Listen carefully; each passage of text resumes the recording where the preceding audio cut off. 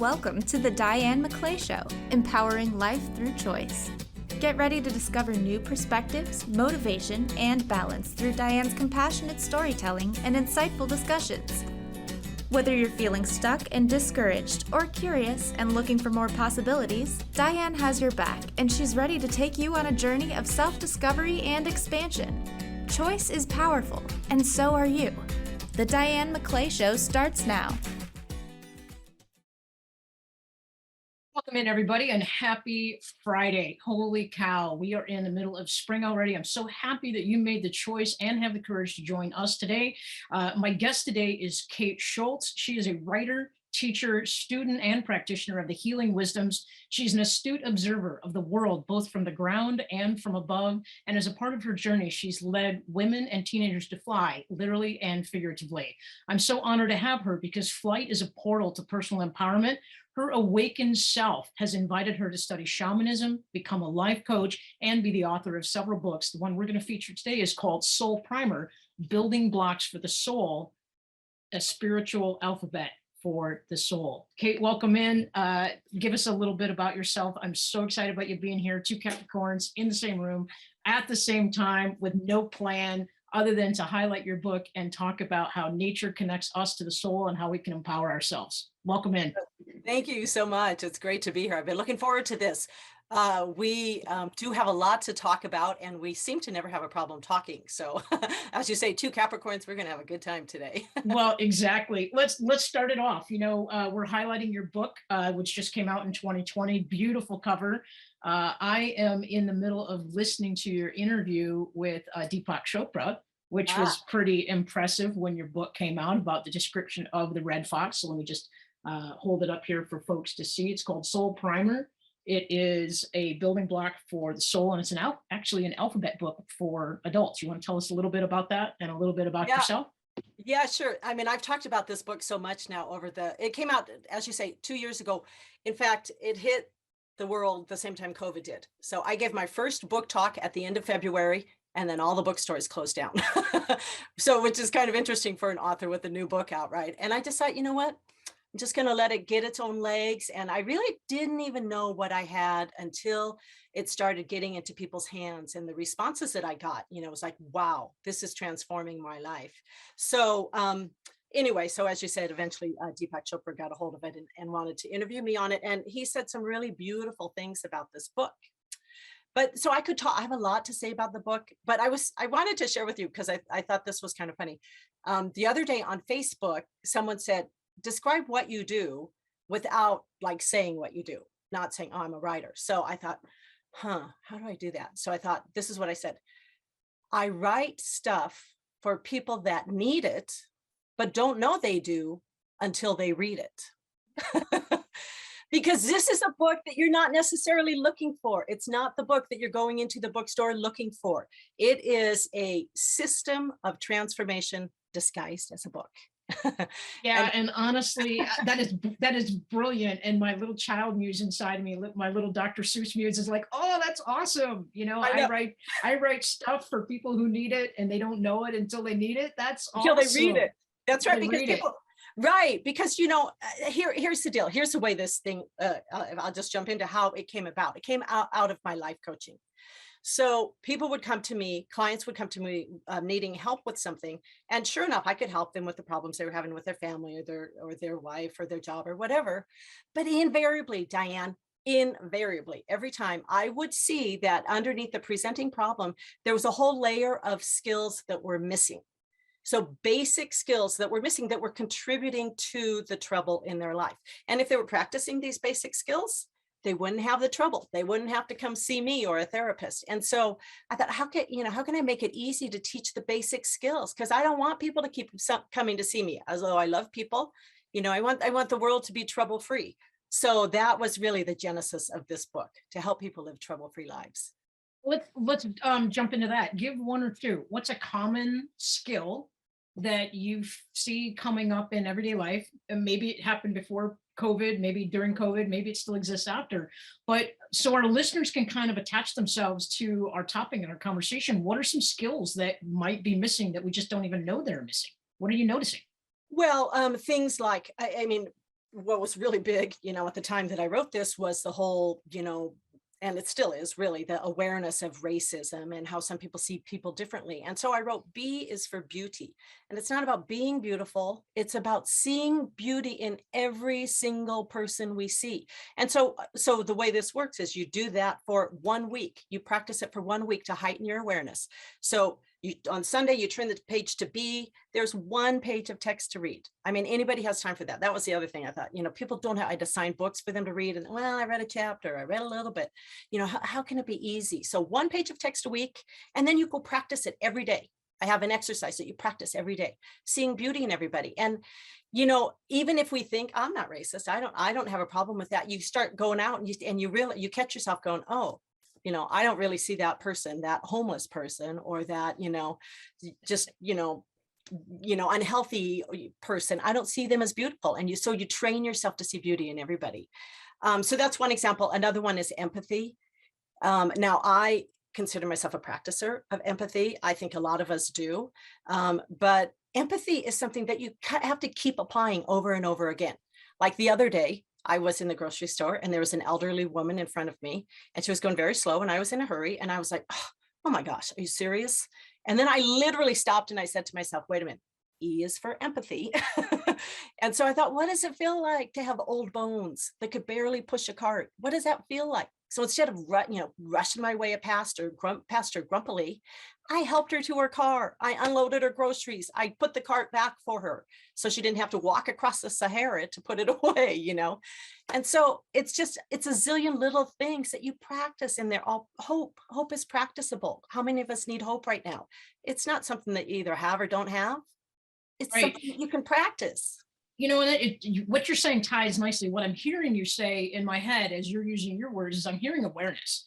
And that's a big thing that I coach on in the Choice and Courage Company and with my clients is that I don't think you can change anything until you have awareness, right? Yes. You don't know what you don't know until you know that you don't know it. That's an old adage, right? Absolutely. But as literally, I think as soon as something comes into your awareness, I see something different, I feel something different, something doesn't feel quite right, I'm not where I want to be, but I don't know how to get there. I think the moment that you have awareness about something, it plays nicely into what I believe in, which is choice. You now have the ability to create options. The older woman in the store, for example. Do I help her? Do I not help her? Do I get someone else to help her? Do I just quietly observe to see if she needs help? In a split second, it sounds to me like that empathy that you talk about in your alphabet book actually also conveys to actionable steps that you can take through choice and you can take by creating options for yourself. Does that connect with kind of what you're talking about? Absolutely, because obviously you can't, it's not like you do this for 1 week, because the book is designed so that you do each of the 26 letters of the alphabet for 1 week. You practice that concept. So it's a 6-month system. So, but it's not like I say, do that for 1 week and then move on and don't ever do it again. It raises, like you said, it raises your awareness so that the next time you're in a situation where you get triggered, to not be empathetic or to not be kind, K is for kindness, or to not, I mean, we all get tempted to honk at somebody and rush past them when they pull in front of us or whatever, but really, is that the empathetic? I mean, raise your awareness so that we can all learn to be kinder, more empathetic, more hopeful, have more gratitude. I mean, there's so much. And so I started imagining if the whole world were practicing these things, just take a minute and think. You think about all of the ugliness we see in the world. Imagine what it would be like if everybody was practicing these things and stopping to think, wait a minute, K is for kindness. Wait a minute, E is for empathy. And consciously practice them. Yes. I don't know. I mean, maybe some people are missing these skills where they've never been taught them. That's possible. But I think maybe it's just that we allow so much of our outside world to influence our schedule and our day and our thoughts. We're being guided and directed by a society and a structure that loves technology. I mean, the background that I have is of the Columbia River Gorge. I'm blessed to live in a beautiful area. And just as a side note, what I do on the other show that I have with Trish Campbell on the Shift podcast is I always like to acknowledge the land on which I'm living and residing and generating my business from, because it was owned by people long before me, right? This view that I'm sitting in front of right now was once occupied by what is now known as the Confederated Tribes of the Grand Ronde, the Confederated Tribes of the Warm Springs, the Wishram people, who are called the River people. There are a lot of bands of people and native indigenous people who cultivated a connection and a stewardship to the land that I'm currently living on in a way that we're actually losing touch with. And part of my mission is to help people change their perspective. I like to change my background. I like to give people a different view on things. And I think that's what you're asking people to do, is change how they look at things and how they move through the world with the ABCs of the 26 steps that you're doing. Yeah, and I mean, I love that what you just said. I mean, totally support that, really. So in my G is for gratitude. I mean, everybody kind of thinks, I know what gratitude is. You know, I say thank you before I eat a meal or whatever. But I talk about having the gratitude for the land that we're on, that was a gift to us. Really that when you look at every plant and every rock and every tree and every river and every person who came before us, everything's been a gift to us. So when someone gives you a gift, you express gratitude for it, right? So that raising that awareness of gratitude is so critical. And, it's interesting. So one of the guys I coached was a wealthy man, had plenty to be grateful for. And one of the things I give to my clients right away, such a simple thing, is keep a gratitude journal. And he came back to me years later and he's, had said, oh, you really helped me a lot. But it was interesting to me. He said, that gratitude journal, that was really powerful for me. How ironic is that? I mean, a person who has so much to be grateful for, right? So can you be grateful if you have nothing? I believe you can. I believe you can still have gratitude if you're living on the streets, which, is easier said than done for those of us who have warm homes. But the concept of being grateful for everything, knowing that what you have is enough, and enough is a feast. The fact that you're alive is enough, and it's a feast. Well, just comparing it to world events, right? We live in a country where we don't have to worry about the words we use being censored by our government. We live in a world where we have the freedom to express our opinions, whether I like what you say or whether I don't, whether I agree with it or not. We have a lot of freedom and abundance in what surrounds us. And when you look at things in a comparative state, people in Ukraine right now are struggling for a safe place to be. Much less clean water, much less sanitation, much less food, much less clothing, much less the fear of losing a loved one, right? So I think that there's a beautiful opportunity. And the other reason why I kind of connect to nature is that I think nature gives us that opportunity to stop and slow down and become observant of our surroundings and really reconnect to things that literally and figuratively, energetically can ground us into a calmer state and into a place where we can receive abundance, empathy, creativity, all of that. Right. I mean, totally agree. And, I want to go back to what you said about maybe we're taught some of these things, and some of us, I mean, we've heard the words. The thing is, I didn't make up any of the words, they're nothing new, but I really distill them down to the essence of what they're about. And so interesting, I get comments from the people who follow my book. And also I have an email program that goes along with the book. So I get, responses to the emails. And this one gal said, I am 70 years old, retired recently from a very successful career as a nurse, traveled the world. And she said, I never realized, I had an epiphany when I read your book. I never realized that joy is different than happiness, and that joy is available to me anytime, regardless of my circumstances. So, I mean, what a beautiful, like you said, we've all heard of joy. We all know what it is, and she'd gone 70 years of her life thinking she knew what joy was. And so, it's raising that awareness, going a level deeper. And that's my mission. Well, let's I'm so excited. Like, I'm just thrilled with all the assets of your life. And every time I talk to you, I learn something new about you. You're a very spiritual person. You have a great connection to what is in the moment. When you were talking to Deepak Chopra about your dream and how your book came about and the red fox, you talked a little bit about not realizing that the red fox had a specific symbolism, and later it kind of, you learned that it connects you to your feminine creativity. I love how you just have this presence, which is, I think it's P in your book, right? Presence. P is for presence. But you have this real-time awareness, real-time presence. It's a big influence to me, and it reminds me to just slow down and be and observe. Do you want to talk a little bit about that? Yeah, Maybe yeah. connect it Well, to your you know, shamanism work? yeah. So I want to say that first of all, I want to go back a little bit and say I was born the 8th of 12 children, and I was surrounded by chaos all the time. So, I mean, I didn't grow up in a privileged life. I started working when I was 12, and I worked my butt off to try and work myself through college. I worked full-time in high school. I mean, I really had not an easy life.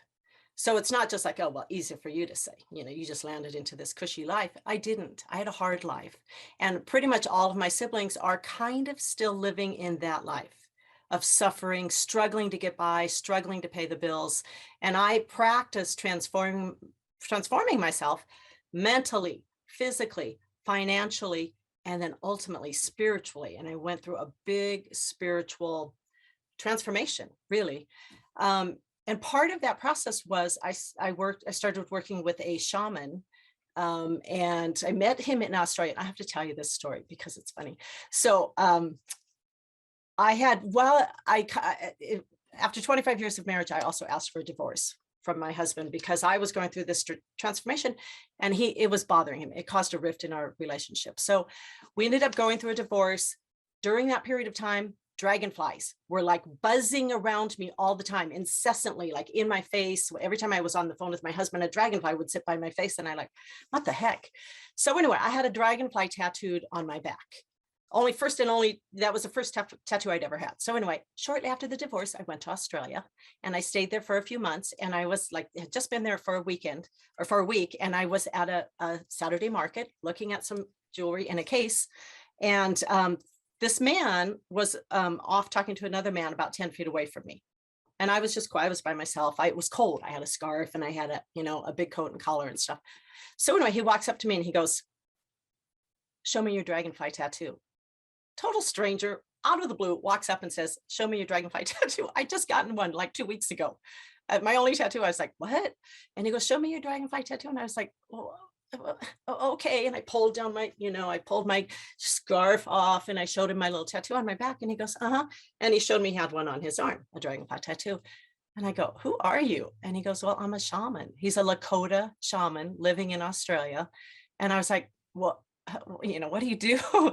And he said he helps people journey spiritually. And so I started working with him, and I worked with him still to this day, even though he's in Australia. We work virtually together, but he taught me how to travel into the spirit world and heal myself in that way. So it's become a really powerful method for me. It's just, shamanism is not a religion. Shamanism is a system whereby you go out of our ordinary world, and you go into the non-ordinary world, and you look at what's happening inside this person that's affecting them in the ordinary world. So it's a beautiful system of accessing the stuff that we can't see with our eyes. Well, and like I talk about on the Shift podcast, which is also carried on Transformation Talk Radio and the Cornelia Stephanie Media Group Network, Trish Campbell and I talk about why there are barriers to us exploring those types of differences, right? Society says it's okay to be Catholic or Jewish or Methodist or Protestant or Lutheran or whatever it is, Russian Orthodox. But when we start looking at things that fall into kind of the woo category, as we all like to joke in our profession, suddenly there's this shroud of like, they don't want us to discern this, like they meaning society, they meaning organized people. And I think when we talk about shifting your perspective, I think sometimes it's important to just know that there are different ways of looking at things to get to the same result. And one of the reasons why I mentioned the indigenous people and the Native Americans in my area is because these folks had a way of looking inward to the land, to the animals they hunted, to the plants that they consumed, and that they foraged for, to the structure of their society. If you look at any religion and you look at any native culture to wherever it is in the world, there is a consistent thread of always looking deeper, more inward, that I think sometimes Western society tends to wash over, or tends to push down, or try to shield people from knowing about. Do you agree with me on that observation? Well, I have, and I have pretty strong feelings about, religion sometimes doing that, and it's interesting. I mean, just as a thought to consider. So the native people generally think that Earth is our garden, this beautiful garden that we have access to, that we in appreciation, in gratitude for the gift that we have been given, we have a responsibility to reciprocate by loving her back, by loving Earth back, by loving trees back, by loving nature back. And by when you love something, you take care of it. You protect it, right? So I think native people were much more in sync with that sort of thought. And just as a juxtaposition, if you think about it, I grew up Catholic. The myth of that religion is that we were kicked out of the Garden of Eden. Okay, so that garden's not for us anymore. So from the get-go, we're alienated from our Mother Earth garden. And that just doesn't resound with me. I mean, I don't believe that that's true. I think that we live in, when we learn how to live in harmony and balance with this beautiful world that's a gift to us, we will find, peace with each other. Yeah. And there's simple and complex ways to do that. I personally have made a decision not to put any kind of lawn fertilizer on my lawn. Why? Because I realize that I have rabbits that are living around me and deer that graze on my lawn. I allow dandelions to grow. My neighbors don't like it, right? But I've planted clover in my yard rather than grass, because clover, it doesn't take as much water. And then when we go through the heat seasons of the summer, it just kind of is there. It neither lives nor dies. It just kind of exists, as opposed to grass, which, you have to maintain. So there are small choices. Again, I love our conversations because I feel like it always comes back to a choice. I feel like I think people can ask themselves these questions. Is this in alignment with me, or is it not? Yeah. Does it feel right for me, or does it not? Does it make me happy, or does it not? And one of my goals is to eliminate sort of the binary concept of choice. Like, we're led to believe that we can make right decisions or wrong decisions. What if we just agreed as human beings that everybody makes a choice? They just make a choice with whatever information they have in that moment in time. They just make a choice. Now, yes, it's true, there could be consequences to their choice, but I don't necessarily believe that this is a right choice or a wrong choice or a good decision or a bad decision. But if we can bring the binary into our soul, and we can say, does this make me happy? Yes or no? If we know that it doesn't, we have a choice to change it. If we know that it does, we have the choice to engage it, extend it, attract it, approach it to, share it with other people, that kind of thing. Yeah, and I love that. I love that right away when I saw what you represented was choice and courage, because both of those things go together, right? So we do get to make a choice, and I love that you say there's no right and wrong. I mean, Rumi, there's one of my favorite quotes of all time is there, beyond the concept of right and wrong, there's a field. I'll meet you there. What a beautiful, that's where I want to be. I want to be in that field where we're not going, I'm right, you're wrong. And we, like you said earlier, we live in this fast-paced world of, sort of aggressive, toxic Twitter feeds and stuff. And it seems like that's the way we get likes and attention and stuff, is by being that sort of person. But we can make a choice. We can make a different choice to be in tune and aligned with our soul. And when we are aligned with our soul, when we have our basic skills in place, we make the right choices. instead of, well, I guess I shouldn't say right choices or wrong choices, but we make choices that move us along in the direction that we want to go. And I just want to also say, one of the things that was really transformative for me was looking back at the way I was raised. And we all, we come into this world not knowing anything, and we're put into an environment where we learn things from the people that we're exposed to. But at some point we get to our life where we want to look back and we can go a choice. Is that in alignment with me? Is that still what I believe? Is that time for me to let that go? And I had to do that with a lot of the beliefs that were kind of pounded into my head.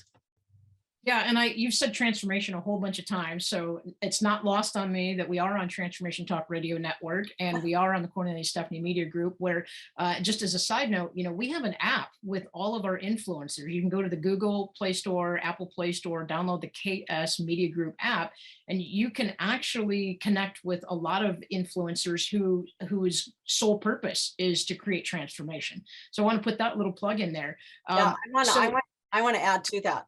Because honestly, I'm relatively new to the app, but I am so impressed. I mean, the statement of this app is to create the new earth, right? So instead of that old, archaic, medieval earth that we just kind of fell into these beliefs, a new earth where we're supporting each other, where it's not in competition, but in cooperation.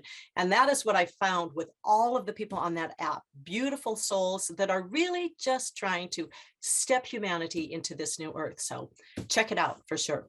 Yeah, absolutely. In our the brainchild behind this, Cornelia Stephanie has her own series of shows, Stories of Hope, on Transformation Talk Radio just before us. But she's the visionary. She's the one who is courageous enough to say things have to change. I can be the change. We have Dr. Bob Saul has a quote he likes to say, that says, I'm the problem, I'm the solution, and I'm the resource. We are the problem, we are the solution, we are the resource. And Cornelia Stephanie is the resource. She's got this forward-thinking vision about how things can and should be different, and she's taking that action to positively create change in real time, right? So one of the things that I want to talk about, we're going to take a break in a little bit, but I want to talk about transformation and what does that mean to you, and how can our listeners access transformation? It sounds like a really big, kind of heavy thought. But I would be willing to bet with the Soul Primer and with the ABCs of the soul that you probably have some things that our listeners could tune into that they could implement immediately in the workday, on their 15-minute break, on their drive home. Yeah. Can we jump into that after the break? Talk about transformation a little bit more? Yeah, absolutely. I'm sure both of us have lots to say on that. So. Okay. Well, that's awesome. If you're just tuning in, we're on Transformation Talk Radio. This is the Diane McClay Show, where we're always here to empower your life through choice and to engage your life through choice. We're going to take a quick break, and we will be back in a couple minutes. Stay tuned.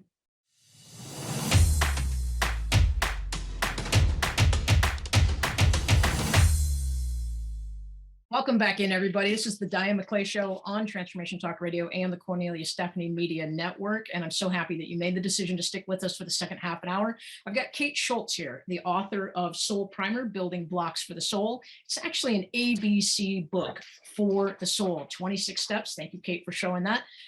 You can get it on Amazon.com. You can go to Kate Schultz's website and also connect and learn more about her. Before the break, we've been kind of all over the board. We've been sort of talking about awareness and abundance. We've been talking about choice and courage. And really, I think the nugget that we want to get to in the second half of the show is about transformation. I have a friend named PJ who says that change is inevitable and transformation is a choice. And I want to kind of lead in with that. Kate, you mentioned that word several times. Obviously, we're on the Transformation Talk Radio Network. Transforming means to change, to shift, to move into something different, yet maintain some of the original parts. Let's jump in here and see, what does transformation mean to you? Why is it important? And what are a couple of things you help your clients do to achieve that? Yeah, okay. Thanks, Diane. So transformation is really the whole goal behind the book, but that's on the micro scale. I wrote Soul Primer with this system, this 26-week system to help people, as I said earlier, live trouble-free lives. But on the macro level, I really wrote it to transform the world. And, people ask me all the time, well, how's the world ever going to change? I mean, war, now we've got war again, now, I mean, like, we've got so much hunger and hopelessness and depression. I mean, the statistics of the number of people that are depressed and seeking help for depression and anxiety and fearfulness and stuff are saddening. So I think that nothing is ever going to change unless we transform the individuals. For example, a new government plan, a new president, a new leader, a new program is not going to be enough. It's not going to be enough. So how do we transform enough people? How do we get a critical mass to transform the world? Well, this is just one step. I mean, my colleagues at the Cornelia Stephanie Media Group also are involved in transforming the world, each of us in our own different way. But the thing that I love about this book is that it is easy, it's accessible. Anybody can do it in a short period of time without committing, a lot of energy. And really, I think about the masses of the world, the waitresses, the truck drivers, the clerks. They're not the people that are going and getting spiritual guidebooks at the bookstore, but they're the people that can take the time to go through this and do their own transformation so that we're building that critical mass. And ultimately, the transformation I would like is to have people who have read this book and people who feel like they comfortably practice these concepts, that they are then building groups to lead others along the way. And I have a number of people that are doing that are like inviting their nieces to be a part of a group so that they can teach them how to practice these concepts.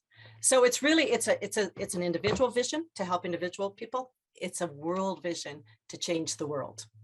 Absolutely. As you were talking, I was just thinking, man, there's 26 letters in the alphabet. If everybody said, I'm going to take one letter and I'm going to lead a group. And I'm thinking right now of one of our founding members, David George Brooks, that gratitude guy, is a member of the Cornelia Stephanie Media Group app. And his whole entire mission is to bring gratitude into the world. So like David is your G guy, right? Yeah. He's already leading masses of people into gratitude. But imagine what it'd be like if I picked abundance, or if I picked tribe, or if I picked some of the 24 other letters you have. Fearlessness. What's that? Fearlessness, which goes with courage, right? Exactly. But if you had 26 people who said, I'm going to make a commitment to have a conversation, let's just start with a conversation about abundance or creativity or fearlessness. Then if 26 people said, not only am I going to continue that conversation, but I'm going to make a theme around it, or I'm going to have a Instagram account around it, and then I'm going to have a radio show about it. Like, I'm just thinking, like, literally throw a pebble in the pond and it can go a long, long way, right? I'm kind of getting excited about this vision that you have. Well, good. I hope you are. I hope a lot of people are. I mean, honestly, I know there's a guy also, like our friend David with gratitude. There's a guy who on Instagram, he's the kindness guy. Well, in my book, K is for kindness. So again, I didn't invent any of these words, but it was just a way to sort of encapsulize them all in one place so that people could do a master's program in soul skills in 26 weeks. And by the way, I know you asked about this earlier. I do right now, it's still free. I send out an email, I have an email program for anyone who buys the book, or even if you haven't bought the book. If you can't afford the book and you want to sign up for the email, that's fine, because I really want to change the world. So you can get these emails that support each letter each week as you go through it. I'm on that list. I have the book, I get them, and it's really a beautiful reminder that there's simple things every day in my life that I can practice. I want to call out C. C is for creativity. Yeah. And I love the quote that you have written here. I practice being curious and aware while changing it up and not worrying about what others think. What I love about your ABCs is not only do you tell me the C letter and what it stands for, but you've given me just a very beautiful, simple quote that allows me to challenge the way I'm already thinking, right? Yeah, an affirmation that you can post on your mirror and say it to yourself every day that week. Yeah, and even if the only thing I remember is I practice being curious, I mean, I think that's the start to transformation, right? I think you have to be curious about something. And two questions I like to throw into the world, and I would love it if this picked up, is I'd like people to ask the questions, what if and why not? what if we did it different? Yeah, right. Why wouldn't we? Right? As soon our brains are wired to solve problems, right? So if we think of, and I also like to say, I like to think of solutions rather than problems, right? Because if I say, I have a weed problem in my yard, my brain is now going to say, it's a problem. It's negative. It's bad. I have to find the solution. Well, the problem with looking at the problem is that our brains, we're going to try one solution. And if that doesn't work, it's still a problem. And if we try another solution and it doesn't work, it's still a problem. But the beauty about generating solutions is that there's a lot of options at that point. Well, how could I manage my yard differently so that there's desirable plants growing for animals and for me? Right. Okay, So that's not a problem. That's asking for solutions. Yeah. So instead of thinking, how can I fix my grass? How can I fix my grass? It's a problem. You finally came up with the solution. It was like, don't have grass, have something else. Right. Right. How can I, and so that's the what if and why not piece. Our producer, Jacob, in the background, which by the way, I want to call him out, and the TTR staff behind the scenes. We can never do these shows without the people who push the buttons and make the lights go and make us all look really good. So Jacob Kips, thank you very much for being there in the background for us. He was curious what the other letters are. Can we just drop out your alphabet a little bit real quick? I met with a group of women and they all went through and guessed them, which was super, super fun. They said, no, don't tell us, we're going to guess them. So, but anyway, so D, some of them or kind of sound woo woo, like D is for divinity. Let's just go through the alphabet. All of them? Okay. A is for abundance. Abundance, beauty, creativity, divinity, which I want to come back and talk to you about. Empathy, fearlessness, which is a super powerful one for people. Gratitude, we talked about. H, hope, identity. I is for identity, which is about understanding the difference between your ego and yourself. H-I. J is for joy. K is for kindness. L is for letting go. And that's a big one too. M is for meditation, because I want to tell you that meditation is really a great tool to, to sort of grow your soul. N is for nature. Diane, I know you love that one. I love getting out in nature. LMN. O is for openness. When I wrote that one, honestly, I thought openness, it's not, some of them I knew were biggies. Letting go is a big one. I is for identity is a big one. I thought not that big of a deal. But then when I started writing the emails for it, I thought, whoa, this is one of the biggest ones. So important to be open to new ideas, new solutions, right? New possibilities. And your quote there is, I am open and receptive in mind and heart to everything the universe sends me. Isn't that, how powerful is that? And one of the exercises I say, if you're the CEO of a business, which I was, and I worked with a lot of employees who came to me with problems. And like you, Diane, I would say, I want solutions. Let's talk about, I hear what you said. Now let's talk about solutions instead of problems. So, but I say, if you're the CEO of a business, ask the receptionist how she feels. We might solve this company problem that we're having. If you're a parent, ask your child, what do you think we could do about this? So, you're involving the input from people that maybe you think, oh, no, they don't know. They don't know as much as I do about this subject. But when you involve that, your possibilities come up that you'd never even imagine.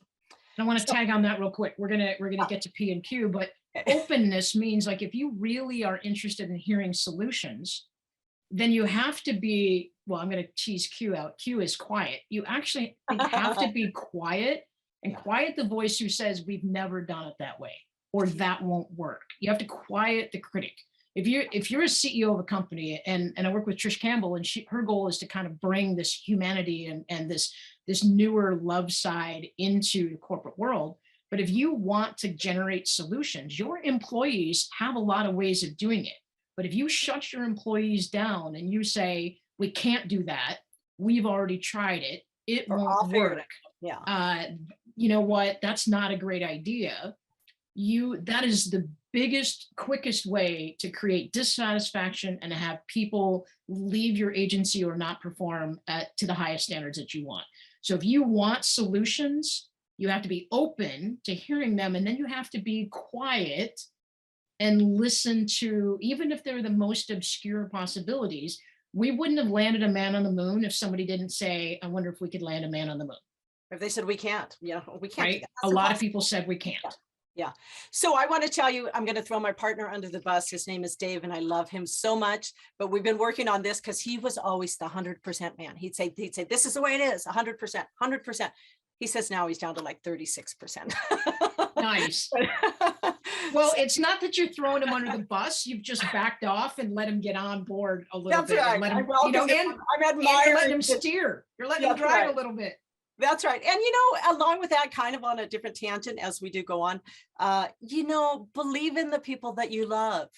Believe that they can be all that they can be, and help them along the way, you know, because I work with a lot of people that are ready to throw away their mate because of this, that, or the other thing. And I'm like, you know what? Let's work it out. You know, you throw that one away, you're going to get another guy with the same, you know, different suit, but the same guy. Right. Right. Unless you work out your problems, you're going to have the same situation again in the next one. You know, I got to give a shout out to my wife, who, when I left my dream job, she said 5 things, and she's not super deep in conversation. It's fine. I'm not throwing her on the bus with that comment, but she said, I love you. Whatever you want to do is fine with me. We'll figure it out. Everything is going to be fine. And whatever you want to do is fine with me. That was 4, but she repeated that. Like, that's that awesome. Belief in your partner, that belief in the people you work with, that belief in your community, to be able to say to somebody, I believe in you and I can help you get where you want to be, is one of the steps of transformation that we are talking about. Yes, absolutely. So let's finish the alphabet. I covered Q on quiet. We're going to R. So, but you jumped a letter. So P is for presence, which is super important. And honestly, I read an article once, and it's true that most women who leave their relationship leave it because their mate because of lack of presence. So it's really a very valuable skill to be able to learn how to be present in the moment. And a lot of people struggle with that. Q is for quietness, which you touched on, so important. You know, when we quiet our soul, we have time for new inspirations, and I do that a lot through meditation. M was for meditation. Did I say that? Q. R is for rooted, which is about being rooted in our Mother Earth. So we talk about going out into nature and actually putting your feet on the ground, because we're electromagnetic creatures ourselves. Earth is electromagnetic, and we need to bond with her in that way. Your shoes off. I'm going to interject here. If you go outside, especially if you're in a world where spring is starting to come around, take your shoes and socks off and walk around in the grass. Let your feet remove the barrier that exists, the false barrier that exists between the energy of the earth and the energy of your soul. And it's like grounding your house. An electrical system has to be grounded, right? So that's what we do when we go out and we actually touch earth, instead of walking in our rubber shoes from our house to our car to our office, back to the grocery store and back to our house, never touching earth. Touch earth, hug trees even. I know this sounds a little woo-woo, but it's actually really validated scientifically. So that's one of my favorite things to do. I have a place that I go hiking, and there are these beautiful, older than old growth cedar trees. Like, probably it takes 5 of my arm lengths to wrap around them at the minimum. And this place it just gets quiet. And I love just like talking to the tree. It sounds silly, but I'll talk to the tree like, hello, old one, what have you seen today? And then I'll hug the tree. And then I like to just nestle myself, like put my back against the tree and then breathe the essence of the cedar. And it is one of the most calming, trance-like things that I have ever done in nature. You know, so touching back on the shamanism, I mean, Native people respect all of life, which includes the trees and the grass and the plants, and even though they call them tree people. And actually, I'm just reading a book right now that is actually scientifically showing, they put electrodes in trees and different things and showing how trees talk to each other, how they nurture each other. If one gets sick, the other one helps it. So, you know, we think in our arrogance that we're this superior race, but really everybody on earth, the tree people, the rock people, the fish people, you know, the four-legged creature people, you know, they're our brethren. So yeah.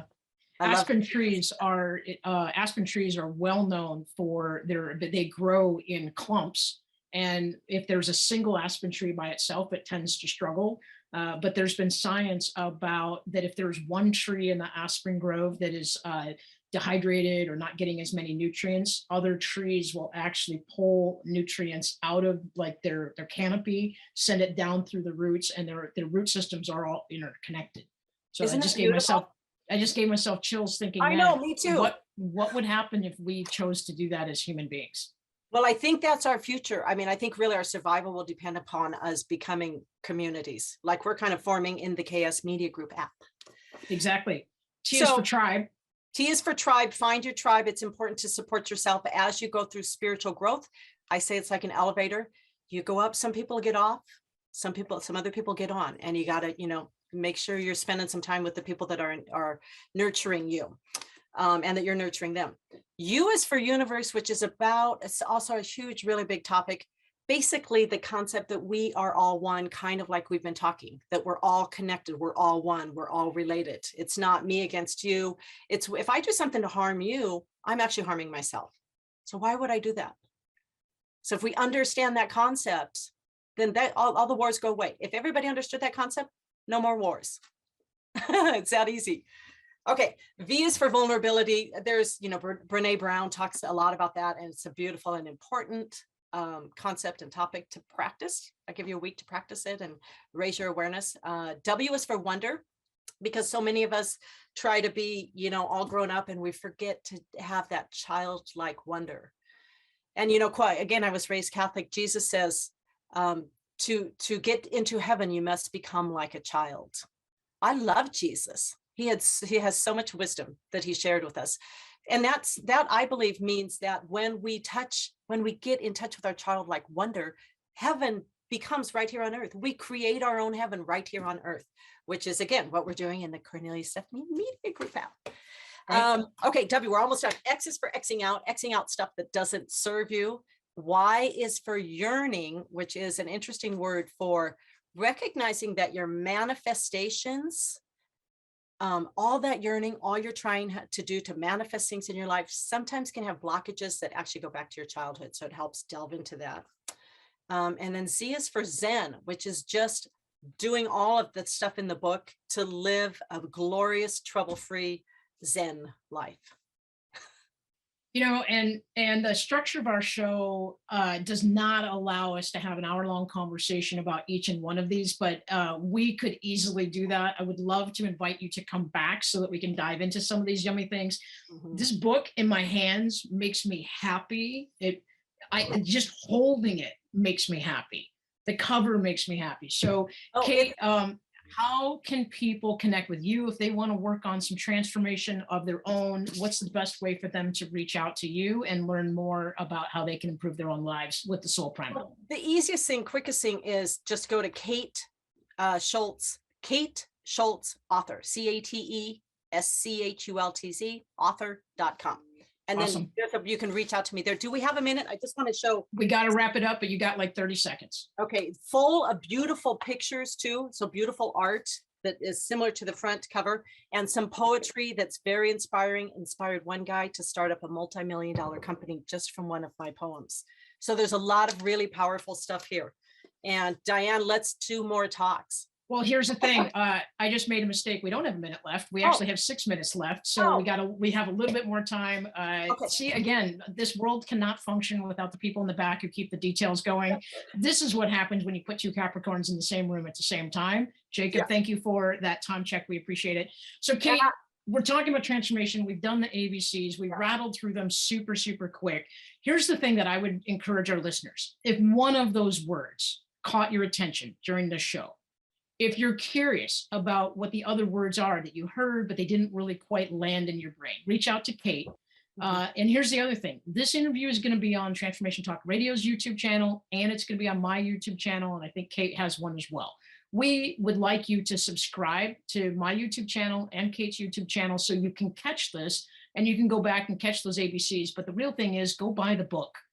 Go buy the book. Go buy two, one for yourself, and then one for the person that you love the most in your life that doesn't live in your household. Okay, so the hardcover is a beautiful work of art to put on your coffee table. But I actually had, for this show, if we can put a link somewhere, people can go, and I am doing for this show, anybody who saw this show can go to that link and purchase a paperback version for half price. Wow. So super cheap, half price, and buy a few of them. I mean, honestly, every time somebody, I know people look at this go, boy, my dad could sure use some more empathy. Buy a couple for the people that you love and share them around. And let's, can you type that link in the chat for our producer and he'll grab it and put it into our show notes so people can have that? Yes, I have to put on my glasses. And in the meantime, while you're doing that, to our listeners, we're talking about transformation. And what I want to tell you is that you have the ability to change where you're at in your life. You don't have to make a 180-degree change. You just have to make a commitment to make 1 degree of difference. So if something doesn't feel right, connect with me, connect with Kate, listen to Transformation Talk Radio. We have the access to people. If it's not us, we know other people who can get you into a place where you can start implementing these tools in your life to live the life you want and to open your world up to new possibilities. Right? That's right. Yeah, that's right. There's because we have people in our group that deal with trauma. I mean, if you feel like I've got so much trauma with this, I can't even deal with something like this. We've got lots of people in the group that deal with different stuff. So check out the app, and every single one of the people, the providers, are really just top notch. Right. And one of the things I'd like to, no pressure, you don't have to answer right now, but one of the things that I'm doing differently on my show is I'm starting to look for sponsors who would like to do a series, 3 or 4 episodes of an hour where we could really get deeper into one topic. You and I have had that conversation offline, but if there's anybody else who's out there right now who likes this format, likes this 1 hour conversation, has a message, but doesn't really know how to put it out there, I'd like to invite them to find me at the Cornelia Stephanie Media Group app or DianeMcClay.com. Drop me an email and let's have a conversation, because I really want to put into the universe that I think there are people out there who have messages who can help us get our world as more collective as a tribe. And I want to take you up on your offer, Kate, of being able to start making sure that it's not an individual effort, that we start creating our own bands of people and our own tribes of people. So if there's somebody who'd like to be a guest, be a sponsor of the Diane McClay Show, reach out to me at DianeMcClay.com. We have ways of making sure your message gets out there and that people can hear it and that your message gets featured so that you can affect the change in the world that you want to see. Yeah. And I think maybe we should do a week for every letter. I mean, I bet people would love that. Give us some feedback, people, if you'd love that. I like it. Right? Kate, the floor is yours. Any parting words of wisdom? Is there anything we missed that is burning in your heart to share with our audience right now? Okay, so for those who are already down the road on the spiritual journey path, I encourage you, and this is, I feel like a little bit when I say this, I feel a little bit like Joan of Arc. So Joan of Arc was 16 years. So Joan of Arc basically stopped the 100 Years' War. She was 16 years old, tending sheep in the field when she realized, if I don't do it, nobody will. So, and she is quoted as saying, I mean, at that time, the 100 Years' War had been going on for almost 100 years, right? And nobody could even remember a time when there wasn't war and divisiveness, kind of like now, right? So this 16-year-old girl says, dang it, I'm going to go do it. And she's quoted as saying, as much as I would have preferred to stay seated by the fire with my mother spinning wool, yet I must go and do this thing. Yet I must go and do this thing. And that's the way I feel. I mean, I'd rather, play badminton, but yet I must go and do this thing because the world needs our help. And so I encourage all of you guys who love to, I love to do yoga. I love to meditate. I love to have my quiet time and take care of myself, but step out of your comfort zone and get out there and help change the world, because we need every one of you. And as Trish and I say on the Shift podcast, the change starts with us. It absolutely does. You're giving me chills, Kate. I'm loving this conversation, and yet I must go and do it. So let's go. I must go and do this. So next time you're doing yoga, think, what could I be? Yep. What must I go and do to help somebody else get to the level that I'm at spiritually? Yeah, absolutely. One last time, people can get a hold of you at kateschultz.com. That's CateSchultz. Author, kateschultzauthor.com. kateschultzauthor.com. You do have a video YouTube channel. You'd like people to subscribe to that. I'd like people to subscribe to my YouTube channel. Last parting word, let's throw it out there. We love you guys. And we're all about transforming the world and join us, because we want you on the World Transformation Team. Right. You can either be on the World Transformation Team or you can not. And we'd hate to have you sitting on the sidelines, because we need you. That's We're right. collective, as always. This is the Diane McClay Show on the Transformation Talk Radio Network, and we are always here to engage your life and empower your choice. Thank you for tuning in on Friday. We'll catch you in a couple weeks. Thank you for listening to the Diane McClay Show, where you are empowered to enact change in your life through choice. You know that little voice in your head that's been telling you to pursue that passion project? Or maybe it's been screaming for you to go outside and explore the great outdoors. That voice is you, and you deserve to be heard. Listen, make a choice, make a change, and watch yourself grow. For more information about Diane or to work with her personally, visit dianemcclay.com.